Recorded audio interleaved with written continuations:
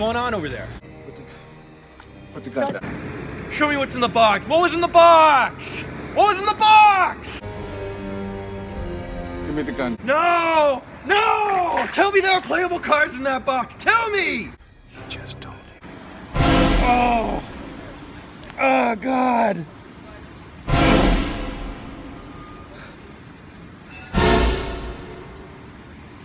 Become Benjamin. Become. I am the best. I am the best swordsman. Ha! I am the best swordsman.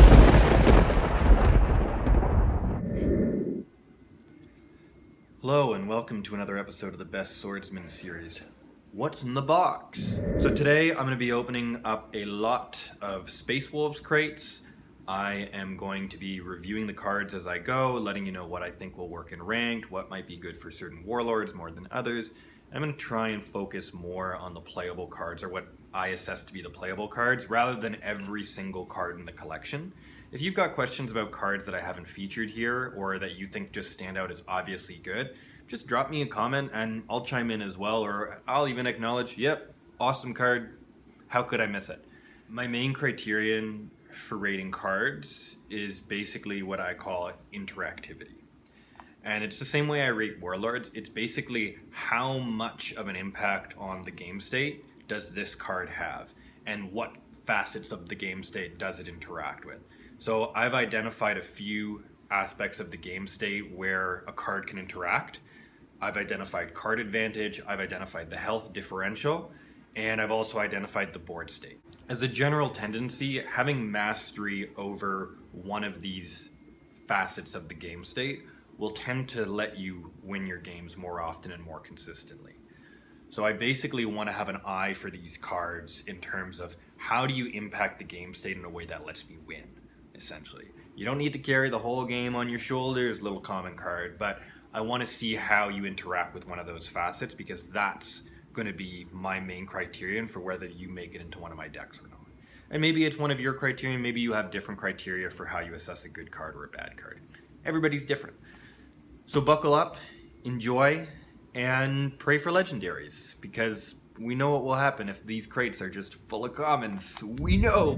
Before we start actually cracking crates proper, let's just take a look at the Warlords, who are basically going to be a major sort of background in terms of determining how good these cards are. They're going to be the context, really. So, we've got Superhero Geiger Fellhand, Commander of the Blooded Claws. Sounds very important. It's got a great, well-manicured beard.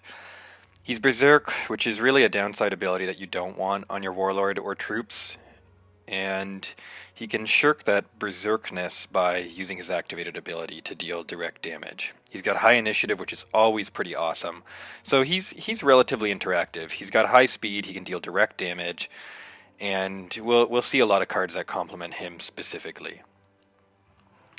We've got the Primarch himself, the Wolf King, Leman Russ.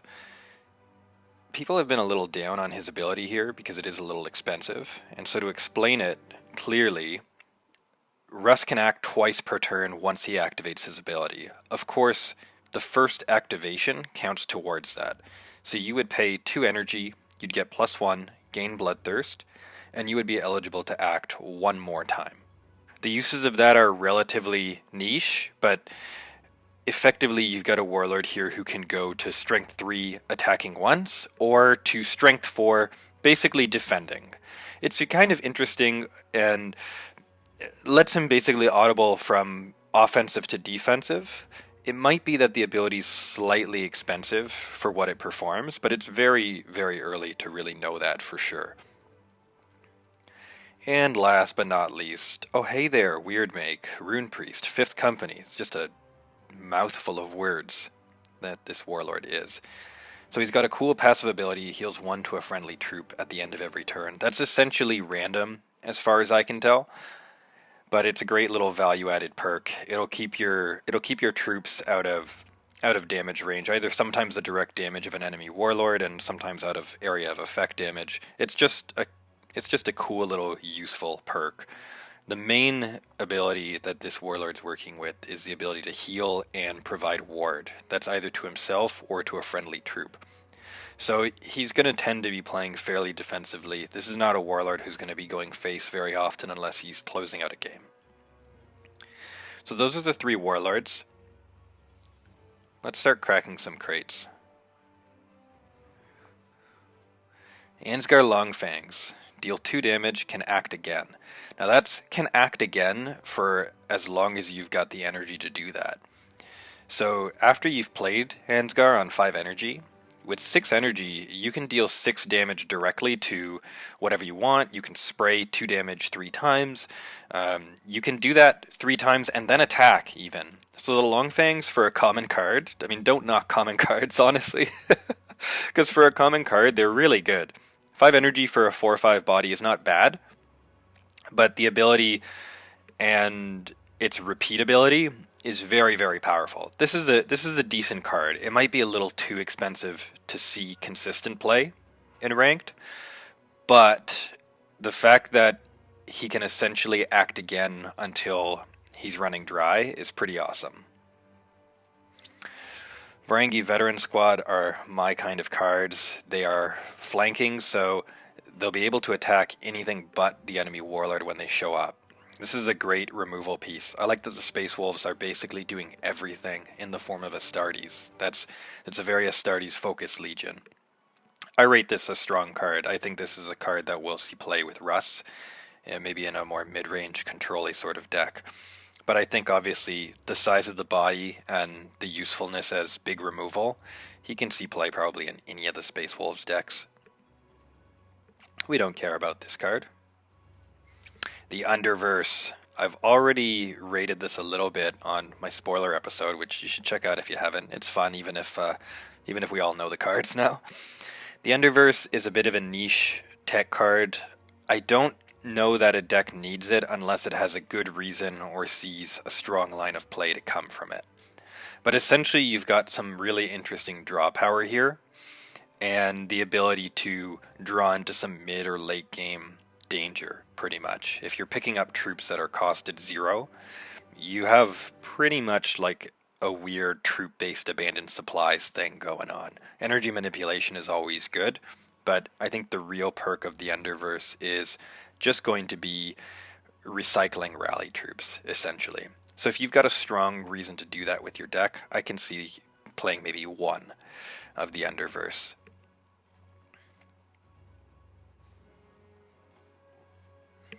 Ice and Steel, this is a reduced Unbreakable Focus. It's well costed. For 2 energy, you're giving +1/+1 to everything. This card, I think, is playable, but it really will need a deck that's very, very troop focused.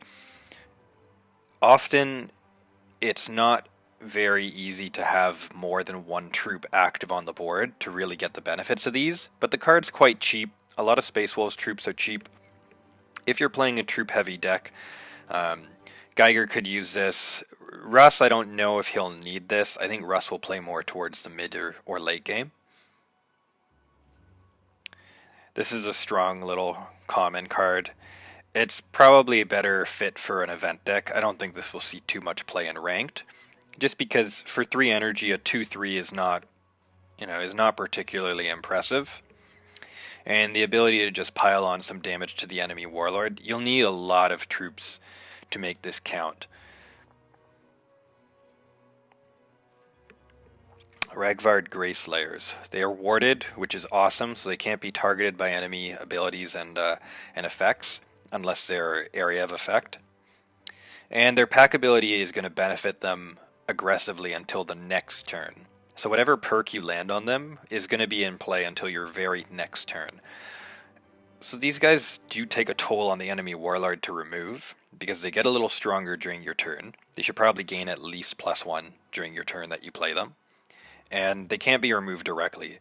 So I think that Ragvard Grayslayers is playable, but it doesn't stack up as particularly strong. You're really looking at it basically what's likely going to be often a 4/4 for 4. It just can't be targeted. So it's kind of in the same vein as something like McCormick's Reapers, just benefiting in a different way from its defensive ability.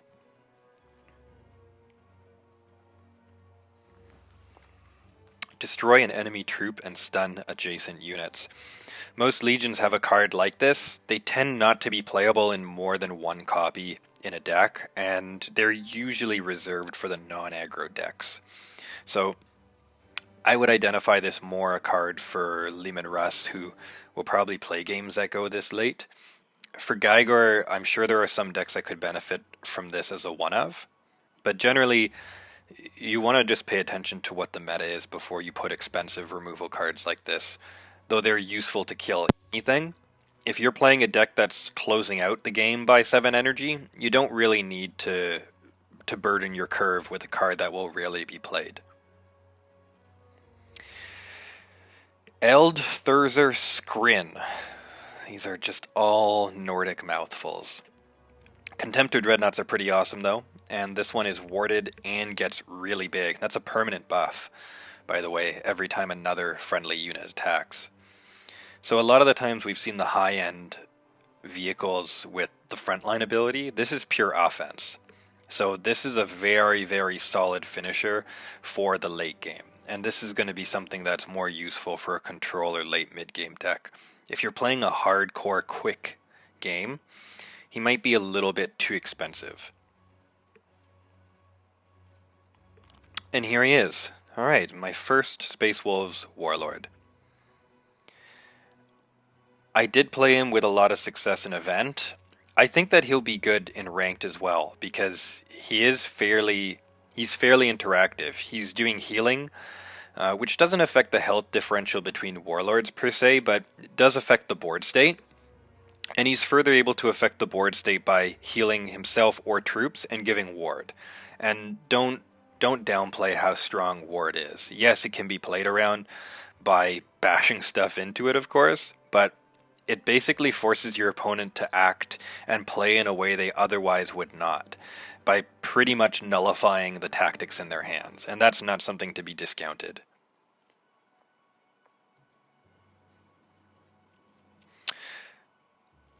Emperor's Executioners, awesome removal and direct damage piece. This is going to be equal parts killing off an enemy warlord, equal parts taking out a Jukebox Starsight if you really need to.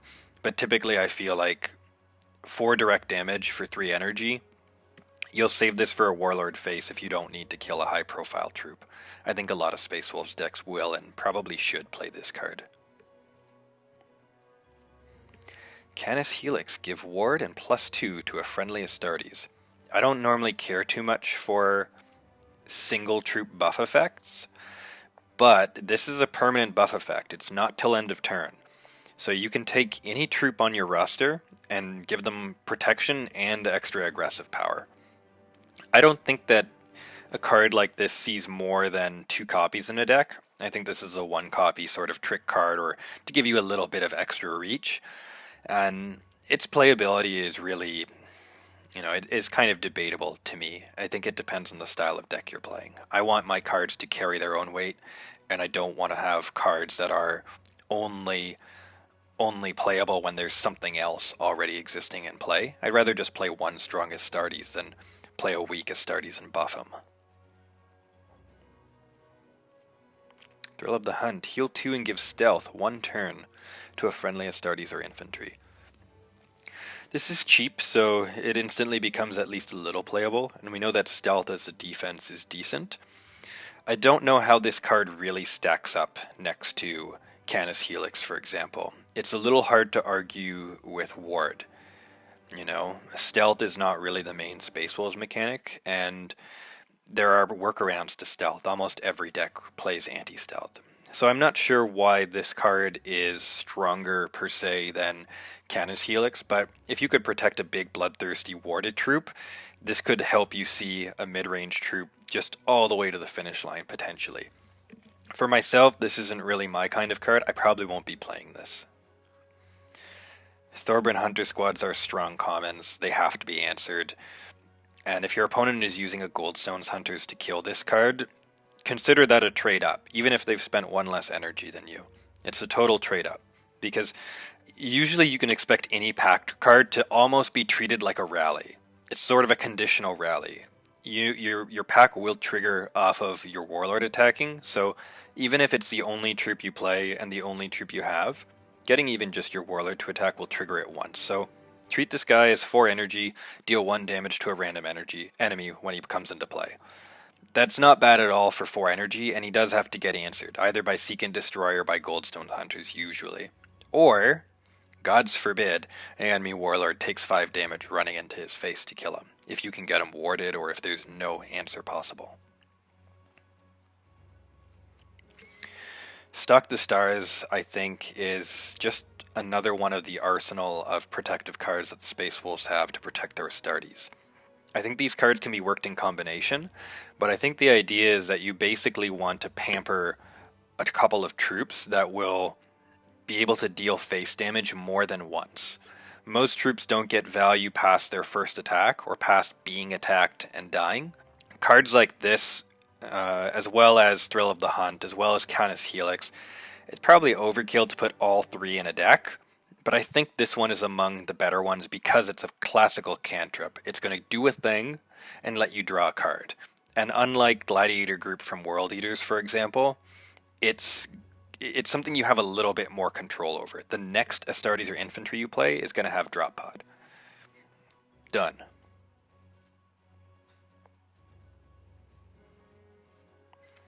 Sigvard Claw Assault Squad. Sadly, not a playable card in Ranked. Wolf Spirit. Put in your hand 3 Space Wolves Astartes that cost 5 or less, and you get Curse of the Wolfen to your deck. We'll run into Curse of the Wolfen soon, and I'll talk about how awesome it is. A lot of factions have cards that just sort of generate troops for them. I don't typically find they're worth the energy investment, but getting the free Curse of the Wolfen is kinda cool. I think this card's a bit too expensive to be playable when for 4 energy we'll see tons of actually strong cards that are just on the board.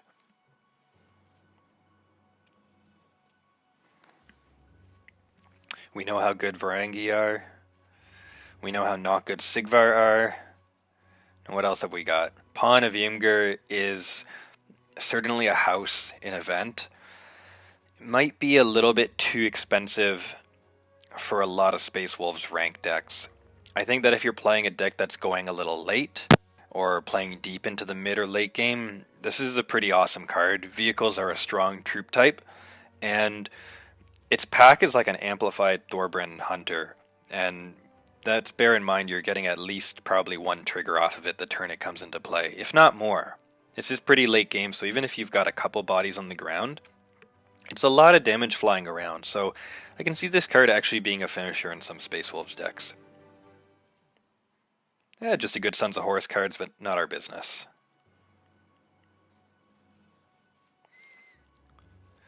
Excoriation Campaign is the closest Space Wolves get to Area of Effect. It's a good card. I think there's going to be a lot of reasons to play it. It's half an anti-stealth card because it's killing off little Raven Guard disturbers like Numis Squad, for example, or just generally able to cause a nuisance for your opponent or troops they're buddying up next to the Warlord. You know who's usually next to a Warlord as well? Firewalkers. So, no, you won't kill Firewalkers with this card, but you'll cut them in half and reduce them to just performing 1 swing. So not a bad card at all. I think this is a playable card. Deathsworn Pack. Destroy troops attacked. 5/6 for 6 is okay. It's an Astartes, which is downside. And this is just a beater. This is just a beater who's got cool text ability, but reality is most of the time at 5 damage, it's already going to kill a lot of the things you pointed at. And the things that it's not going to kill, it's probably going to cost its life anyways, so it's very expensive, slow removal. I don't rate this card very highly.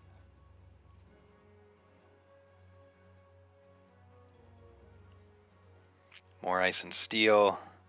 Death Guard that we don't care about. Another copy of the Grey Slayers. And so, look at the other 4 energy cards we've opened, like the card that's generating 3 Space Wolves in your hands. This is already a better card, the Ragvard Grey Slayer. What are 3 troops in my hand when I could just have 1 on the board?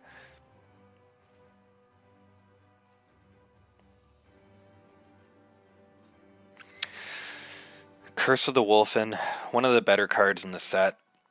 If this was a set of weak Astartes troops, I would not care at all about this card, but I have to say Space Wolves have some of the strongest Astartes in the game right now, and being able to give them a +2/+2 buff and get to recycle the buff basically to put the Curse of the Wolfen back in your deck, it's kind of like a weak cantrip in a weird way if you want to look at it that way, but the replayability of it is just sort of cool.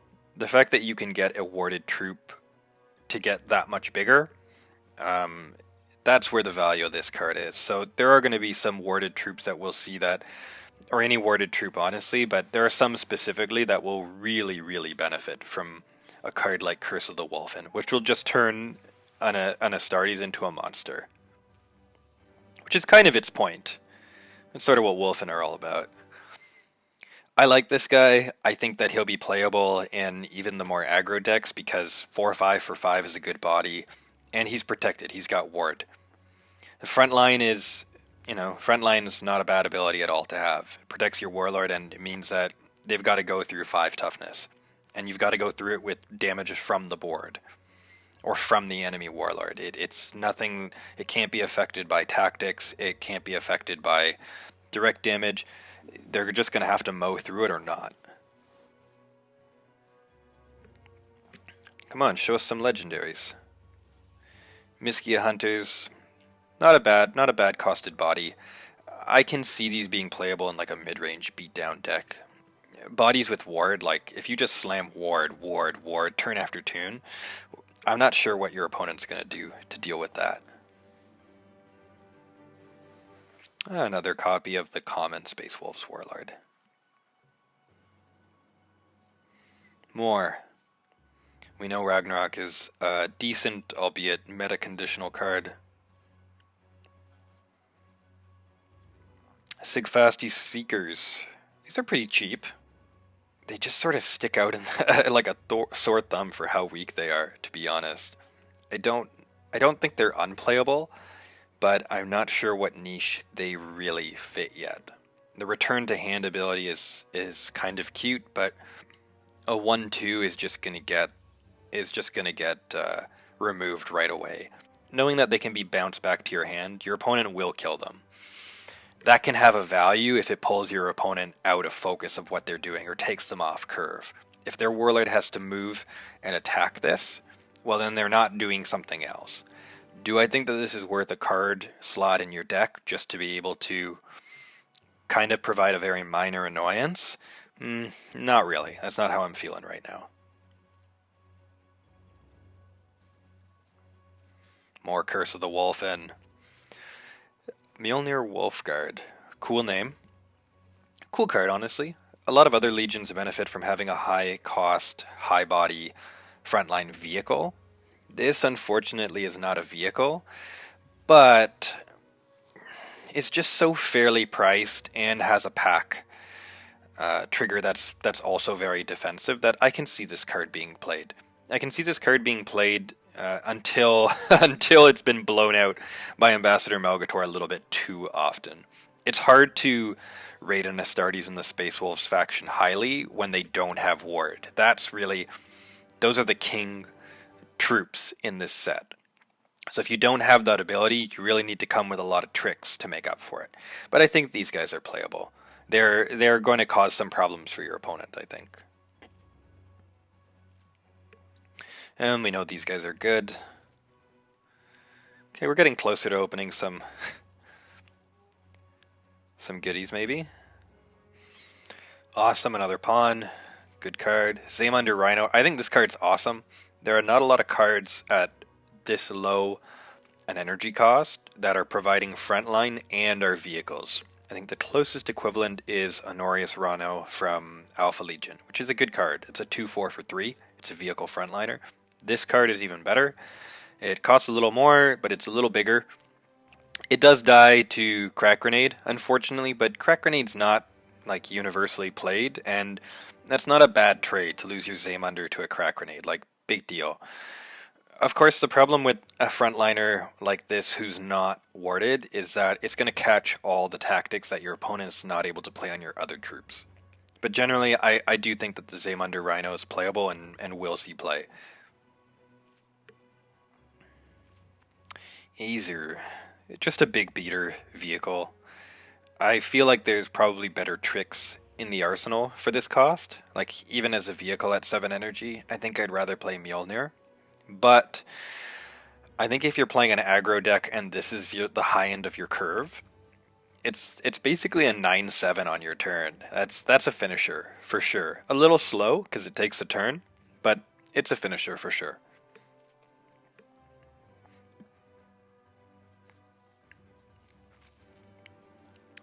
And we know these guys are a little weak for playability in ranked. Wolfclaw, awesome card. I don't know that every Space Wolves deck needs it per se, but definitely Geiger and Lehman Russ want it. I've already reviewed the card in my spoiler episode, and obviously with Geiger it pairs very strongly. You can use it to double tap him for direct damage, to deal 6 damage directly. It'll cost you 7 energy total, but you basically have a finisher for Geiger. For Russ, he's just getting even stronger. Or you're going to be able to double tap him with more strength, which is just overall good. Obviously, this is really a Geiger Fellhand card, but everyone kind of loves it.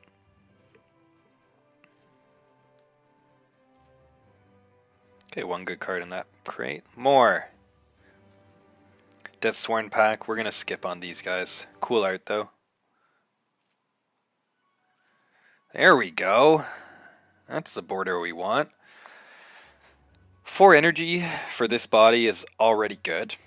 You add ward, gets better. You add a pack trigger that's heal 2 and gain +1 strength every time another friendly unit attacks. This card's gonna be a beast who will help you control the mid game and let you lead to closing the games out. He's gonna be hard to remove, and he's instant value pretty much. This is not a threat your opponent can ignore. Obviously, as far as legendaries goes, he's fair. I think he's still very killable at the end of the day with just 5 toughness, but it's a card that your opponent will have to deal with and didn't cost you an arm and a leg to play. Highly playable. A lot of the 13th Company cards are proving highly playable.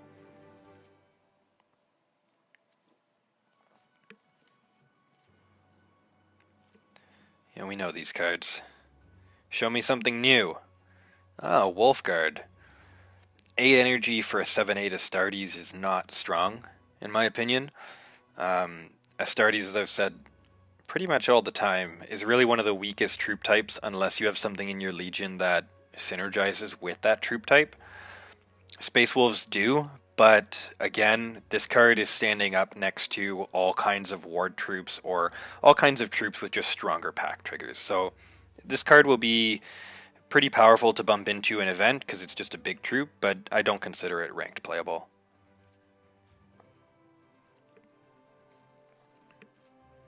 More Varangi, more Ragnarok, Salamanders, and this guy. Okay, dud crate, more. Hey, maybe I will spend 15 grand. Time flies when you're just spending gold on crates. A second copy of Stalk the Stars, that's nice. I think it's definitely a card you can play 2 of in a deck because as far as the protective cards, I think it's the only cantrip aside from the conditional cantrip of Curse of the Wolfen. So get yourself 2 copies of Stalk. Can be good. We already know these guys are good. And they're at least semi-playable, if not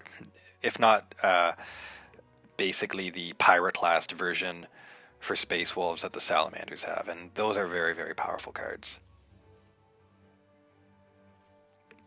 Fateful Weird. Or is it Word? Draw 3 cards. For every tactic drawn, give Survivor 1 to your Warlord. I rate this card as belonging to Othere and to Lehman Russ more than Geiger. I think Geiger can just go hard and skip spending 5 energy, which is basically a turn to do this. I think this is a little bit more of a rest card, maybe for a deck that's trying to work its way into triggering his Reckoning, which is quite powerful, and we'll take a look at after. We didn't look at it initially with Russ, but we will look at it, because I'm confident that I'm going to open Russ in one of my next crates.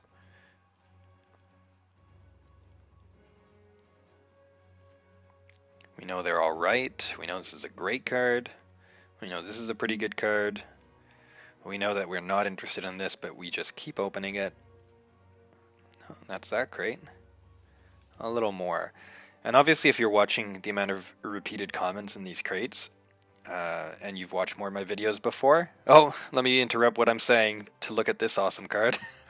No, let me finish what I was saying. Play event. Play event. That's the best way to actually get new cards.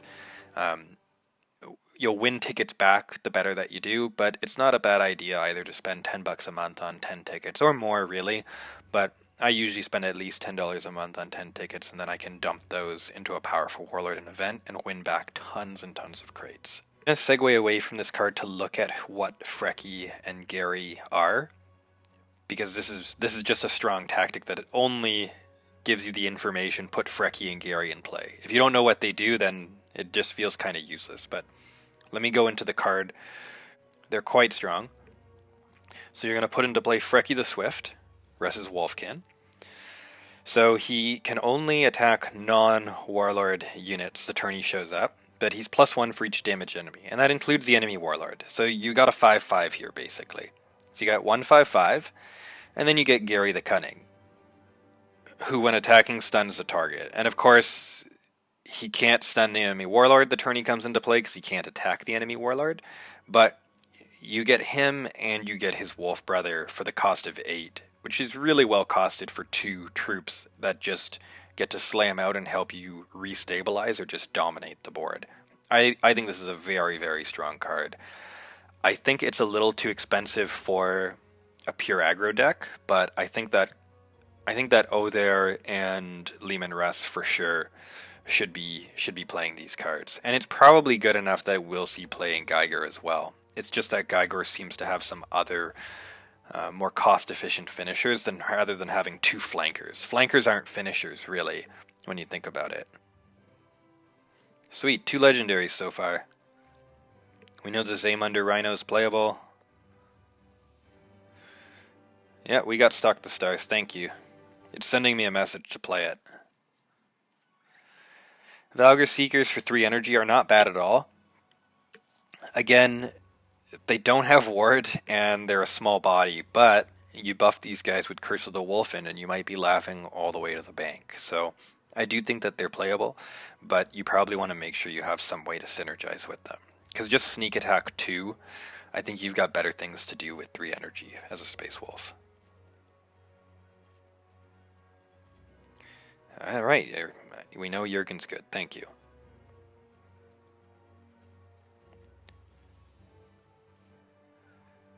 Again, the Contemptor Dreadnought finisher. Semi-playable, for sure. Fenris, heal 2 to your units and give them ward, 1 turn. So we've looked at this one already. It's not a bad card, but you want to make sure that it actually has a purpose in your deck and that you're confident enough that you can build up some kind of board or otherwise be protecting a relevant unit.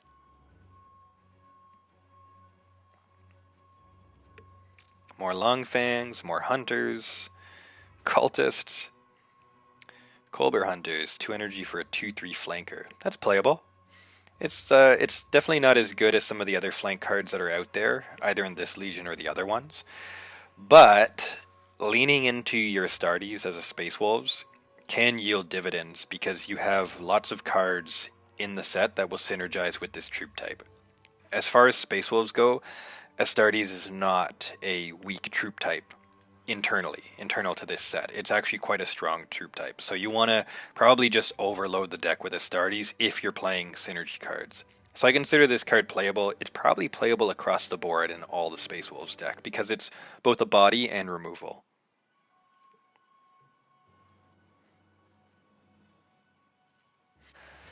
Ansvar Grey Slayers are pretty good. They're there for an aggro deck. If you're not playing an aggro deck, I'm not sure that they have a home. I'm not sure that they have a home in Othere, and they might just be a little bit too weak too early game for Lemon Ruff there. I think this is a Geiger card, personally. It lets you kind of take advantage of your Berserk disadvantage, basically. Come on, a good one. Oh. Alright, game. I'll make a deck for this Warlord. I understand what you're trying to say to me.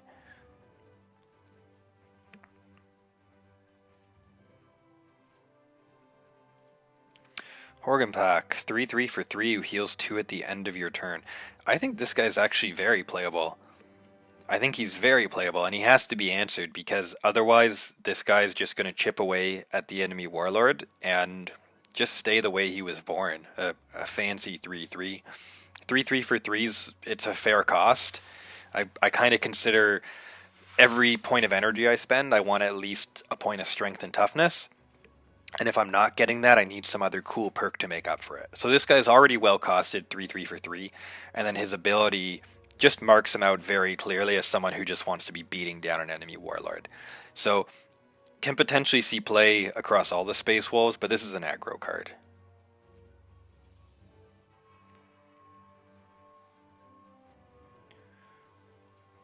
Odin Command Squad. I think these guys are pretty solid. 5/5 for 5 that show up with drop pod and give drop pod to every other Astartes you play after that.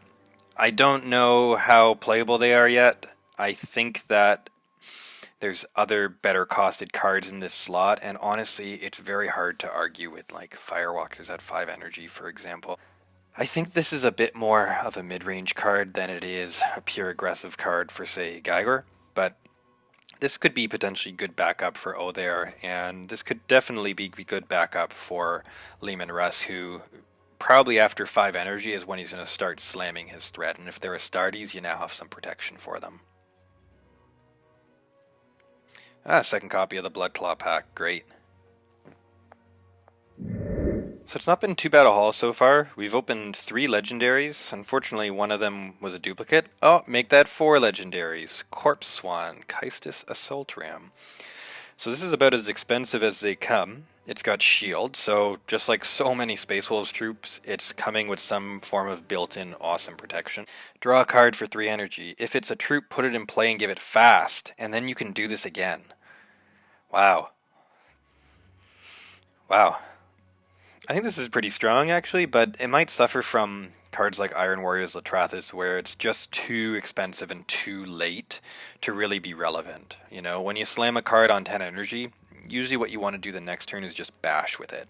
Although it's not a bad card to bash with, as it's fairly durable, I think that this card's playability is just going to be dependent on finding a deck that's moving at this speed. I think 10 energy is a bit too expensive, but different legions tend to close out games at different phases of the game.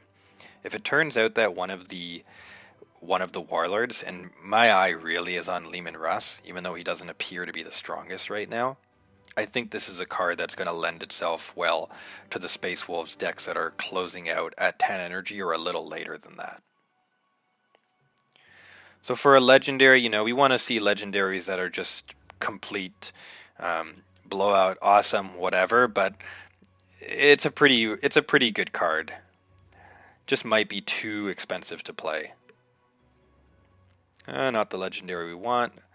We have a second copy of this. So this is also another finisher, late game control piece for the board.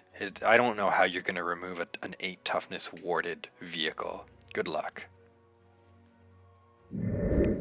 Okay, the Jordan Stalker Squad is one of the best cards in the set. If not the best troop in the set. It's super well costed, so you get a 3/4 for 3, so already there's value. And then on top of that, it's got a defensive and an offensive ability. So shy of somebody slamming 4 strength into this guy, you're basically looking at 6 damage to, you know, the enemy Warlord, or to remove a big key troop, or to kill Jubok Starsight and still be alive. But more than that, this is a guy who clearly benefits from Curse of the Wolfen. He'll get +2/+2, and that's 10 damage at the enemy Warlord's face on turn 4. On 4 energy on turn 3, which is you can't underestimate how powerful that is. The Ninesian Spear is a super strong legendary. It's the only permanent Warlord buff in the set, the only weapon that they have, so to speak. And this text is a little bit unclear. It really just means that it's stunning.